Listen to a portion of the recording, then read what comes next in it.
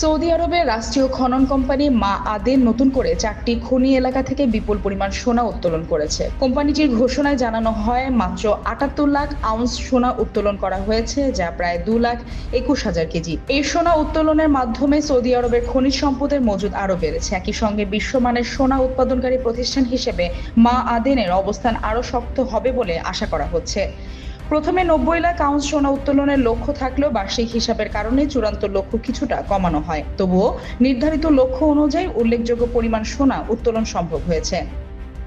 মা আদেনের প্রধান নির্বাহী কর্মকর্তা বব উইলচ বলেন, এই ফলাফল প্রমাণ করে যে কোম্পানির দীর্ঘমেয়াদী পরিকল্পনা সফলভাবে বাস্তবায়িত হচ্ছে। তিনি আরও জানান, সোনা অনুসন্ধান ও খনি উন্নয়নে বিনিয়োগ বাড়ানো হলে ভবিষ্যতে কোম্পানির সম্পদ ও নগদ অর্থ প্রবাহ আরও বৃদ্ধি পাবে।